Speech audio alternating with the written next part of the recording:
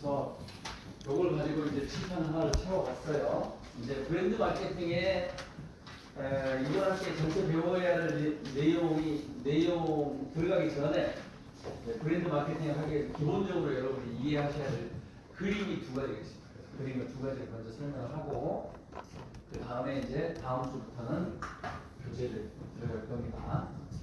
자, 브랜드 마케팅에서 이제 브랜드 도대체 이게 브랜드를 그냥 브랜드는 어떻게 보면은 번역하면 뭐예요? 상표예요, 상표.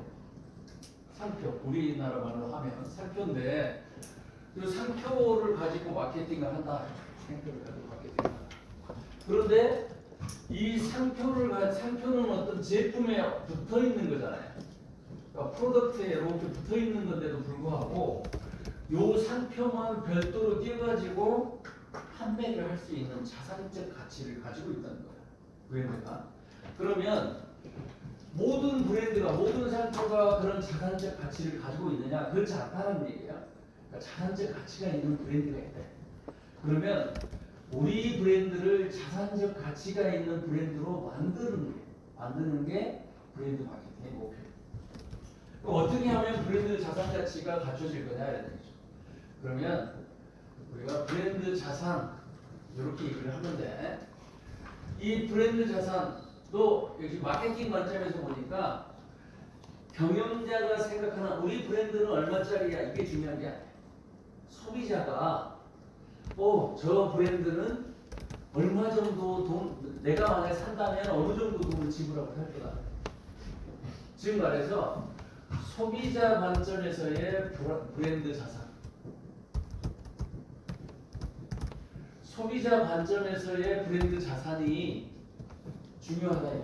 경영자 관점에서 브랜드 자산이 중요한 게 아니라 소비자 관점에서의 브랜드 자산 가치가 중요하다. 소비자 관점에서 브랜드 자산 가치는 그러면 어떤 걸 가지고 평가하느냐 이걸 우리가 지금 그림을 하나 가지고 설명을 할 거다.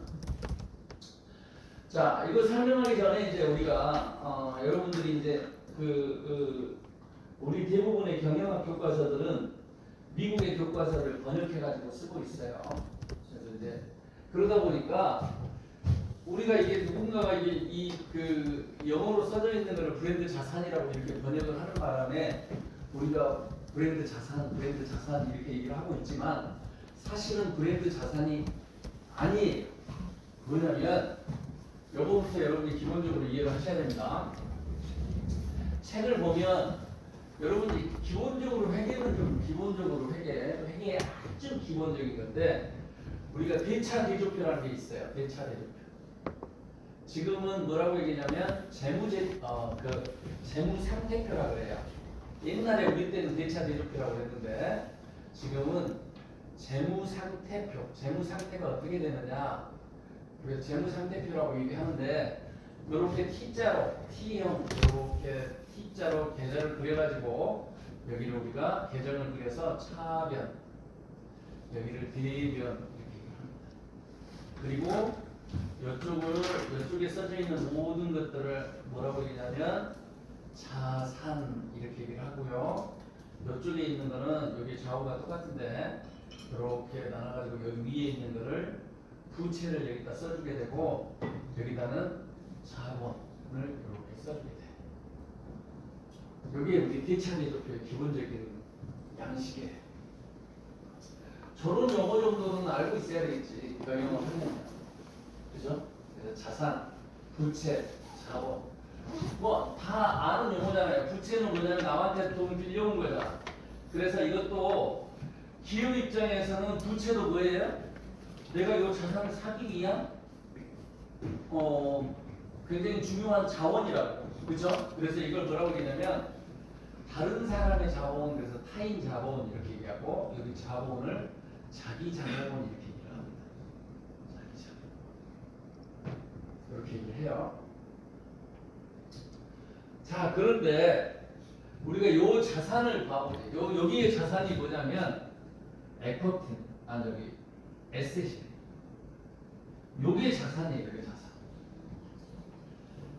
그죠? 여기 자본이 나오는데 요 자본을 뭐라고 얘기하냐면 자기 자본을 에쿼티라고 얘기합니다.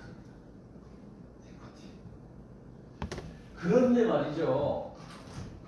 요 소비자 관점에서 브랜드 자산은 뭘 번역한 거냐면 커스터머 베이스드 브랜드 에쿼티예요. 그래서 CBBE라고 커스터머 또는 컨슈머, 커스터머 베이스드 소비자 관점에서 고객 관점에서의 브랜드 에쿼티예요. 그럼 번역하면 뭐라고 번역해야 돼 원래? 소비자 관점에서 브랜드 자본 이렇게 번역을 했어야 돼요. 모든 미국 교과서는 이렇게 써져 있어요. 근데 우리가 번역을 이렇게 쓰니까 이제 이걸 가지고 한글로 공부한 사람들이 가서 이걸 브랜드 에셋으로 또 영어를 브랜드 에셋으로 갖고 그래서 이상한 용어가 돼버렸어. 그러니까 내가 해외에다 저를 실으려면 브랜드 에셋이라고 쓰면 안 되는 거예요. 브랜드 에쿼티라고 써야 되는 거야. 아시겠죠? 이게 잘못돼 있는 거예요. 나중에 책을 보시면 아시겠지만 요거 브랜드 에쿼티를 뭐라고 얘기냐면 브랜드를 장착함으로써 그 가치, 자산 가치에서 부채 가치를 뺀 걸 브랜드 자산이라고 얘기해요. 자산에서 부채를 뺀 거니까 뭐예요? 자본이죠. 그래서 브랜드 에쿼티예요. 여기 지금 잘못 알고 있어. 네. 어찌됐든 근데 이제 브랜드 자산이라고 워낙 한글로 많이 쓰고 있으니까 브랜드 자산이라고 있고 브랜드 에쿼티라고 쓴다. 아시겠죠?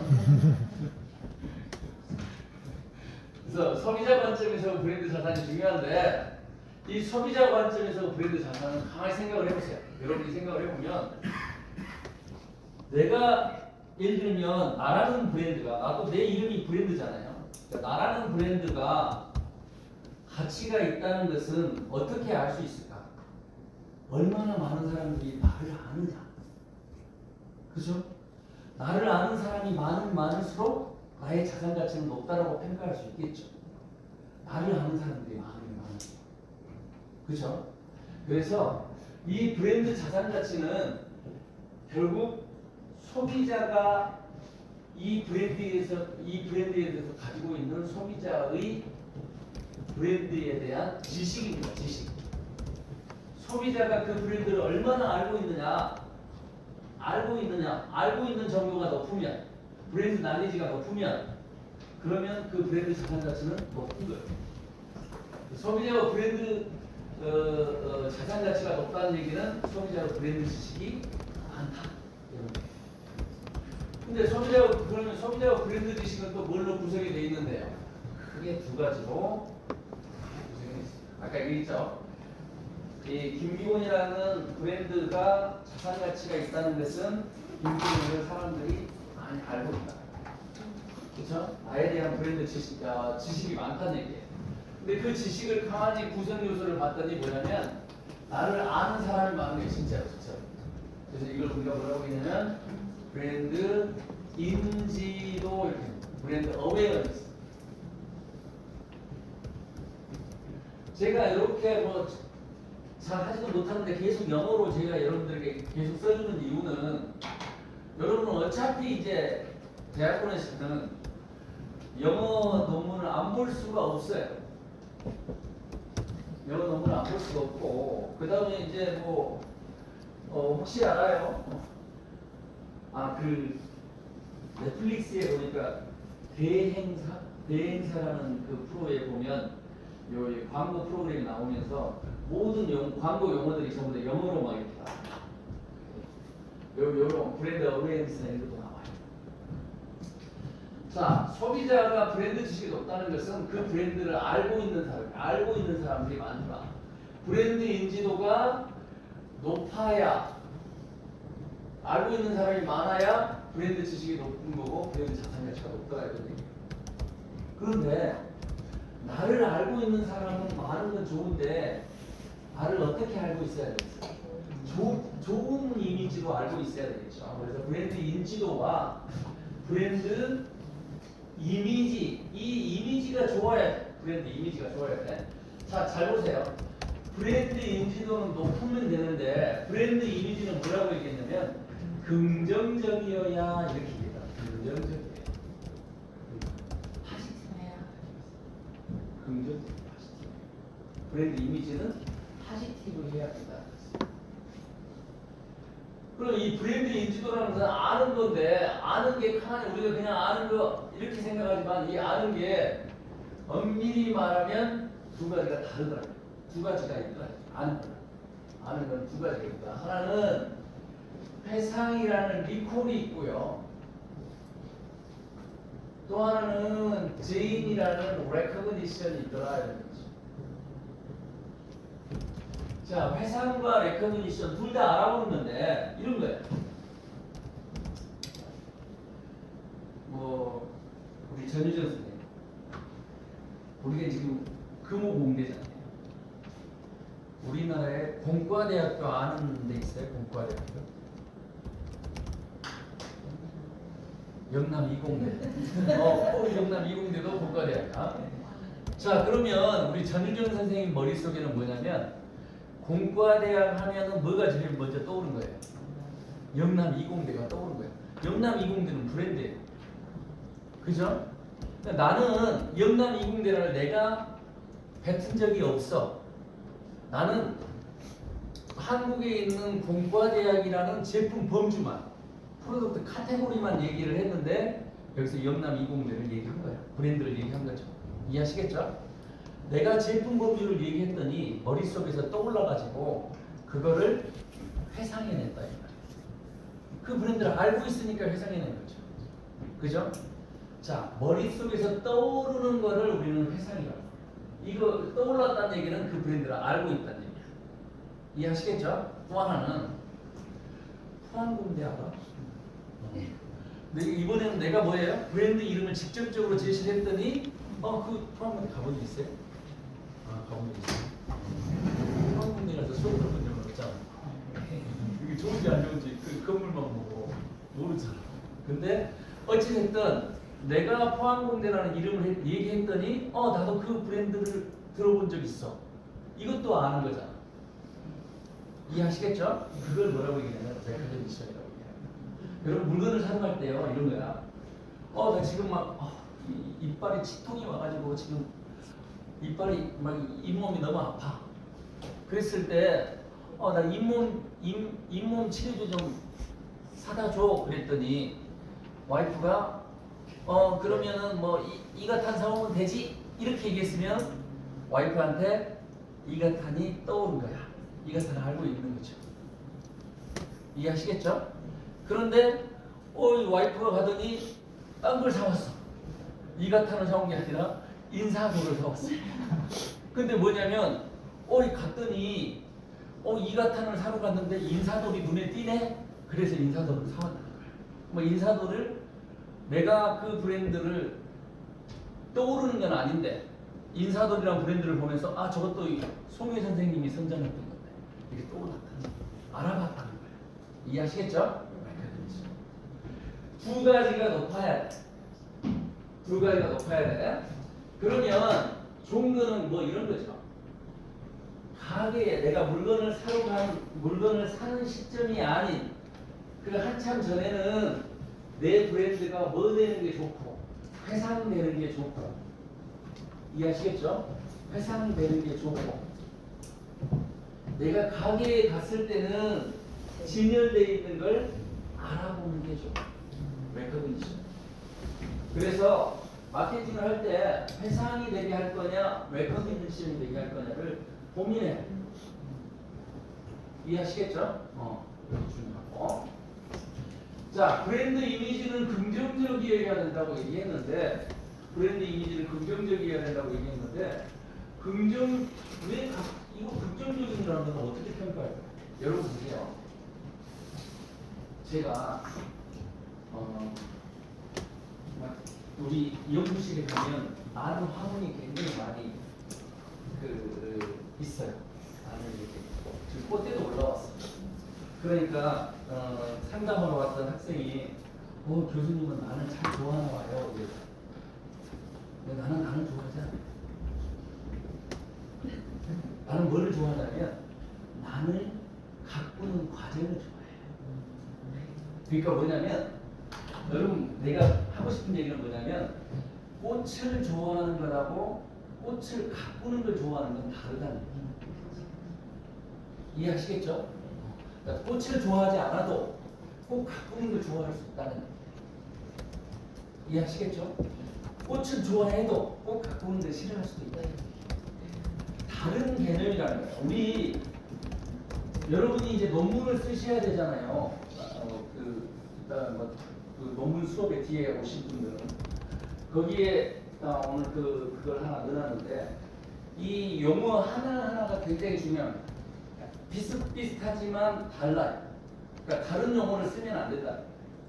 논문에서 정확하게 어떤 단어를 써야 되는지가 굉장히 중요합니다. 브랜드 이미지도 마찬가지죠.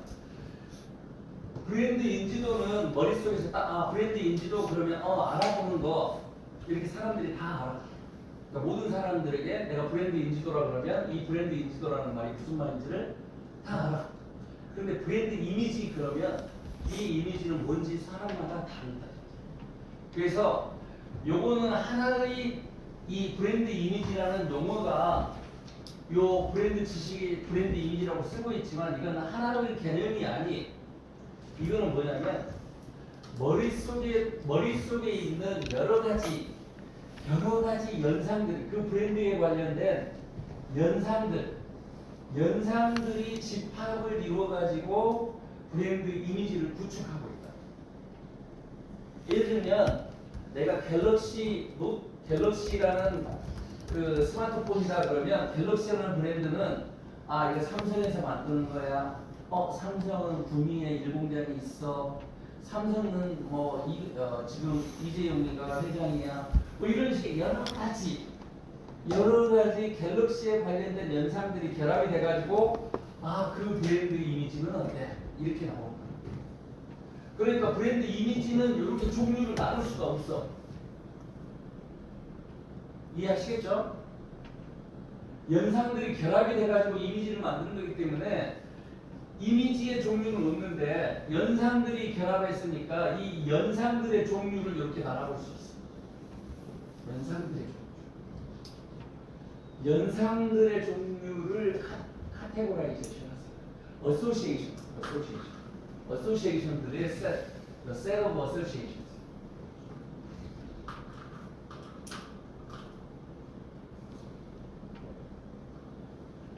그래서 연상들의 집합을 우리가 브랜드 이미지라고 얘기하는 거예요.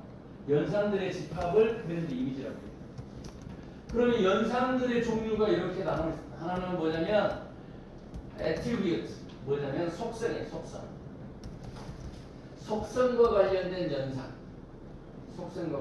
연상들, 또 편익, 이건 attribute고요. 그 다음에 편익, benefit이고요. 그 다음에 기업과 관련된 연상. 이렇게 세 가지로 크게 나눠볼 수가 있어요. 요 그림은 내가 이렇게 정리한 게 아니라 데이비드 아크라는 사람이 이 그림을 그렸어요. 그래서 딸이 또 브랜드를 전공해가지고 딸이 그 뒤에 이어서 거기 교수를 같이 하고 있습니다. 어찌됐든 그 데이비드 아크라는 사람이 처음에 브랜드를 연구 논문을 발표해가지고 데이비드 아크가 굉장히 유명한 사람이 되고 지금은 이제 켈러라는 사람은 넘어가겠지만 어찌됐든 속성과 관련된 연상, 편익과 관련된 연상, 기업과 관련된 연상 이렇게 나눠볼 수 있습니다. 지금 이 그림은 통째로 여러분이 기억을 하셔야 돼요. 자, 또 속성을 말이에요. 두 가지로 또 나눠볼 수가 있어요. 잘 따라오셔야 됩니다. 속성은 제품과 관련된 속성이 있고, product related attribute. 제품과 관련된 속성이 있고, 제품과 관련은 돼 있는데 직접 관련은 없어요. 직접 관련은 없는 속성입니다. 그러니까 직접적인 관련은 없는데 관련은 돼 있어. 그래서 어려운 거죠. 자, 여러분이 공부를 이제 브랜드를 공부할 때는 브랜드라는 하나의 사람 신구가 있다고 생각해야 돼. 안 그러면 이해가 안 돼. 왜냐면 내가 나중에 소비자가 브랜드하고 뭐를 맺냐면 릴레이션십, 관계를 갖거든. 그 브랜드와 아이덴티피케이션을 하거든. 동일시를 하거든. 아, 그 브랜드가 바로 나야. 이렇게 얘기한다. 그렇기 때문에 브랜드를 이해하려면 반드시 브랜드라는 게 사람이다라고 생각을 하셔야 돼요. 여러분, 브랜드라는 사람이 있다. 이렇게 생각을 하셔야 돼요. 그래서 제품과 직접적인 관련은 없지만 속성, 이것도 하나의 속성이 된다 이런 거죠. 그 다음에 편익은 세 가지 편익으로 이렇게 나누는데 저는 네 가지로 이렇게 생각해요. 하나는 뭐냐면 기능적, 펑셔널 베니핏이 있고 기능적 편익이, 그 다음에 상징적 편익이 있고, 그 다음에 경험적 편익이 있고, 그 다음에 사회적 편익이 있습니다. 이렇게 하셔야 된다. 자, 편익이라는 것은 뭐냐면 우리 베니핏이라는 것은 우리 편익이라는 말보다는 여러분들은 어떤 번역으로 더 익숙하냐면 혜택, 베니핏, 혜택이잖아요. 그러니까 내가 그 제품으로부터 어떤 혜택을 얻으려고 그 제품을 구매하는가 이런 개념입니다. 근데 이 기능적 편익, 상징적 편익, 경험적 편익, 사회적 편익으로 이렇게 나누기는 하지만 하나씩만 제공하는 건 아니에요. 다 같이 제공하는데 기능적 편익이 메인이라는 거 이해하시겠죠? 주로 기능적 편익을 제공하는 거, 또 주로 상징적 편익을 제공하는 거 이런 거야. 그러니까 여러분 자동차 중에 마이바흐 있잖아. 그 마이바흐 여러분 보지도 못했잖아, 실제로. 그죠? 그럼 마이바흐를 타는 사람은 어떤 느낌일까? 그 사람이 마이바흐를 탄다고 해서 하늘나라를 가거나 그런 건 아니잖아. 근데 자기는 나는 마이바흐를 타는 사람이야. 그게 주민이 있을 거야. 그게 뭐냐면 그 사람은 마이바흐라는 자동차를 뭐 때문에 사는 거야? 자동차의 기능 때문에 사는 게 아니라 나를 나타낼 수 있는, 자아를 표현할 수 있는 상징적인 편익 때문에 사는 거야. 나는 이걸 타는 사람이야. 이해하시겠죠? 상징적 편익. 여러분 브랜드 중에 헤드 앤 숄더라는 샴푸가 있어요. 그죠? 헤드 앤 숄더. 요즘은 뭐 샴푸들, 기능성 샴푸들이 워낙 좋아가지고 이렇게 비듬이 잘 안 보여. 근데 저 중학교, 고등학교 다닐 때는 우리 교복을 깜정색을 입었잖아요. 우리 학생들도 이렇게 비듬 많은 학생들이 많았어. 그래가지고 이게 어깨가 항상 하얘. 그리고 머리도 하얗고, 그래서 그 샴푸를 만들면서 이게 머리하고 결국 이 어깨 위에 하얀 비듬이 떨어지지 않도록 하겠다. 그래서 헤드 앤 숄더 붙인 거예요. 브랜드. 그럼 뭐예요? 그거는 상징적인 편익을 제공하겠다는 얘기가 아니라 기능적 편익을 제공하겠다. 브랜드는 사람이에요. 이해하시겠죠? 경험적 편익은 뭐냐면 다른 것들은 그 제품 자체가 주는 편익인데 경험적 편익은 뭐냐면 경험을 하면서 느끼는 편익, 혜택. 뭐냐면 예를 들면 여러분 대구 가면 우방랜드 있잖아. 뭐 예를 들면 뭐 용인에 가면 캐리비안 이런 데 가가지고 내가 놀이기구를 타면서 막 소리 지르면서 막 진짜 그 카타르시스를 느끼자. 이게 뭐냐면 경험적 편익. 내가 경험을 하면서 뭔가 짜릿함, 기쁨, 행복을 느끼는 거야. 그런 것 때문에 그걸 타는 거잖아. 무섭지만. 이해하시겠죠? 경험적 편익. 사회적 편익은 뭐냐면 저는 뭐 이렇게 잘 안 해봐서 모르는데 기부 많이 하는 사람들은 기부 자체, 기부하는 것 자체가 자기의 행복. 그죠? 그 사이 이해하시겠죠? 자, 그렇게 보시면 되겠고, 그러면 제품과 관련된 속성은 뭐 있느냐? 제품과 관련된 속성은 말 그대로 프로덕트의 제품 속성이 있고요. 또 뭐 있겠어요? 제품 품질이 있겠죠? 품질. 물론 품질은 그냥 품질이 아니라 가격 대비 이런 얘기예요. 당연히 가격이 비싸면 품질이 좋으면 가격이 비싸겠죠. 그죠? 아니 품질을 좋게 만들려면 돈이 많이 들어갔을 거 아니야 뭔가가. 그러니까 가격이 비쌀 거야. 그런데 나중에는 어떻게 소비자들은 어떻게 인식하냐면 가격이 비싸면 품질이 더 좋을 거라고 생각해. 이걸 우리가 가격, 품질, 연상 효과라고 해요. Price, Quality, Association. 어? 그래서 가격이 높으면 품질이 좋을 거라고 생각합니다. 그럼 여러분이 마케팅을 할 때 어떻게 하는 얘기예요? 절대 똑같은 가격으로 놔두지 말라는 얘기예요. 가격 차별화를 놔두면 조금이라도 나은 게 있으면 가격 차별화를 이렇게 해놓으면 더 비싼 걸 사라져요. 이해하시겠죠? 우리가 제품 품질 가격 이런 얘기를 보시면 되겠고요. 그 다음에 우리가 제품과 직접 관련이 없는 것들은 이런 것들이 있어요. 뭐냐면 뭐 예를 들면 브랜드도 하나의 뭐라 그랬어요? 아까 사람이라고 뭐라 그랬죠? 사람들이 가지고 있는 특성, 사람마다 가지고 있는 특성을 우리가 뭐라 그래요? 개성이라고 해요. 개성. 개개인이 가지고 있는 특성을 개성이라고 얘기하는데 브랜드도 개성을 가지고 있다. 그래서 그 브랜드가 가지고 있는 퍼스널리티, 브랜드 퍼스널리티 또는 그 브랜드를 누가 쓰느냐, 사용자가 누구냐, 유저가 누구냐, 이런 것들이 뭐예요? 전부 다 제품과 직접 관련이 없지만 이것도 하나의 속성이다. 그래서 여기 요 이하까지는 여러분이 기억을 안 해도 되는데 여기까지는 여러분이 그림을 기억을 해줘야 돼요. 여기까지 이해하시겠죠? 네. 마지막 그림으로 갑니다. 마지막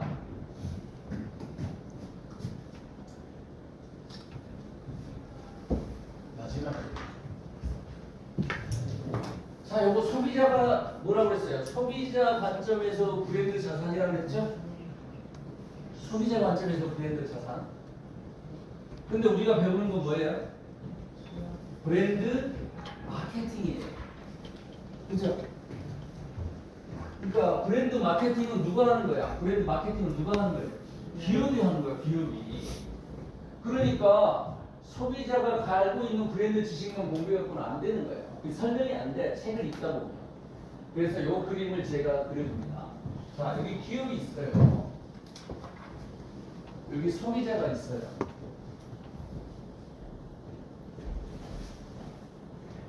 자, 소비자가 느끼는 브랜드 자산. 요 소비자가 느끼는 거잖아요. 그죠? 소비자가 느끼는 게 브랜드 자산인데 이 소비자가 느끼는 브랜드 자산은 두 가지로 구성이 되어 있다고 그랬어요. 브랜드 인지도와 브랜드 이미지. 이 두 가지가 결합이 돼가지고 브랜드 자산을 형성한다면서요. 그죠? 자, 그러면 소비자가 아까 우리 마케팅에서 뭐 했냐면 요거 했었네. S, T, P, 포지셔닝. 요거 중요하다고 얘기했죠? 자, 포지셔닝 어떻게 정의했어요? 누구 마음속에? 표적 소비자의 마음속에. 타겟 오디언스의 마음속에. 자리 잡게 만드는 거라 그랬죠? 뭐를? 경쟁 우위를. 기억나시죠? 이게 포지셔닝이었단 말이에요. 그럼 경쟁 우위를 자리 잡게 만드는, 그래서 소비자 마음속에 자리를 딱 잡으면 뭐예요? 포지션 된 거죠. 이 포지셔닝은 자리 잡게 만드는 거잖아요. 소비자한테서 딱 자리가 잡히면 그게 포지셔닝이 된 거야. 이해하시겠죠? 그 포지션이 뭐냐면 이 브랜드 자산 이미지. 이해하시겠죠? 이렇게 하시면 됩니다. 자, 그러면 기업 입장에서는 자, 소비자가 이렇게 기억해뒀으면 좋겠어 라고 생각하는 부분이 있을 거예요. 그죠? 여기서는 브랜드 마케팅인데 소비자 입장에서, 기업 입장에서 소비자 마음속에 이렇게 우리 브랜드를 기억해줬으면 좋겠어. 그러니까 이렇게 기억해줬으면 좋겠어. 그걸 뭐라고 얘기하면 브랜드 아이덴티티라고 해요. 자, 그러면 여러분이 제가 이렇게 지금 나누는 이유는 브랜드 어웨어니스, 브랜드 이미지 이런 것들은 전부 다 누구 입장에서 쓴 거야? 소비자 입장에서 쓴 거예요. 그러니까 브랜드 마케팅, 기업 입장에서는 브랜드 아이덴티티란 말을 써야지 브랜드 이미지 쓰면 안 되는 거야. 이해하시겠죠? 그래서 브랜드 아이덴티티는 뭐냐면 소비자가 이렇게 우리 브랜드를 기억해줬으면 좋겠어라고 생각하는 게 브랜드 아이덴티티. 근데 이게 너무 추상적이야. 그러니까 구체적으로 우리 브랜드에서는 꼭 이것만은 기억해줬으면 좋겠어라는 게 있어. 그걸 뭐라고 얘기하냐면 브랜드 컨셉이라고 얘기해요. 꼭 이것만은 기억해줬으면 좋겠어 라고 생각하는 게 브랜드 컨셉이야. 그러면 아까 우리 브랜드 이미지 중에 뭐가 있었냐면 이게 다 이런 기능들이 다 있지만 주로 이게 있다고 그랬잖아요. 그러니까 결국 이 브랜드 컨셉은 소비자가 우리 브랜드는 이런 기능을 주는 이런 기능적 편익을 주는 기능적 브랜드 컨셉이야 이렇게 기억해 주기를 바랍니다. 이해하시겠죠? 그 다음에 소비자가 우리 브랜드는 저 차를 타면 내 자아를 뭔가 돋보이게 만드는 그런 브랜드야 이렇게 심어주고 싶다 이런 얘기예요. 이해하시겠죠? 또 우리 브랜드를 이용하면서 좀 즐거움을 느끼는 그런 브랜드 컨셉이었으면 좋겠다 이런 얘기죠. 이해하시겠죠? 자, 제가 이렇게 얘기한 건 뭐냐면 이런 거야. 내가 여러분들이 설문조사를 했어. 소비자를 대상으로 해서 이 브랜드에 대해서 어떻게 생각하십니까? 물어봤으면 거기다가 브랜드 컨셉 쓰면 돼? 안 돼? 안 돼. 소비자는 뭐예요? 브랜드 이미지잖아.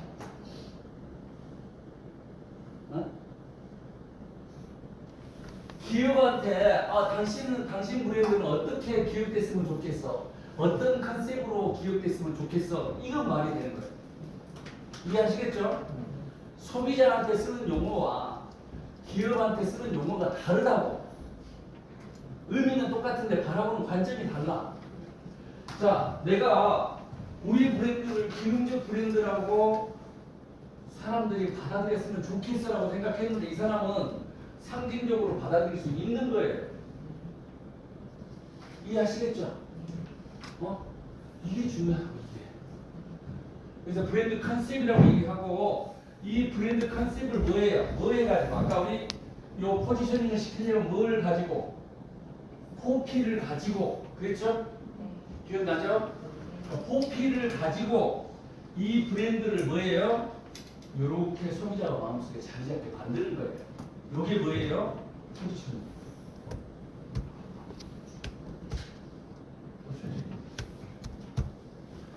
브랜드 마케팅은 이겁니다. 이거. 브랜드 마케팅은. 그래서 우리 앞 시간에 여기 칠판 전체 그렸던 그림, 그 다음에 두 번째 시간에 그렸던 요 두 개의 그림, 요 그림을 머릿속에 항상 가지고 있어요. 혹시 브랜드 관련해서 내가 논문을 쓰고 싶다면 이게 없으면 논문 절대 못 써.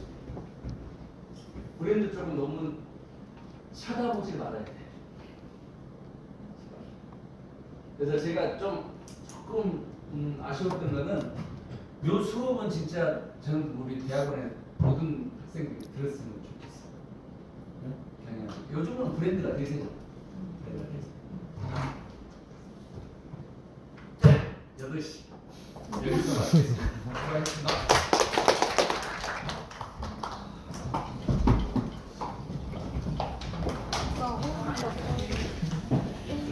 어, 청록색이라서 저도 좀 이거 혹시 녹음하실 때 저도 좀 들어볼 수 있어요? 그 소리 나 잘 아직 안 들어봤는데 잠깐. 진짜요?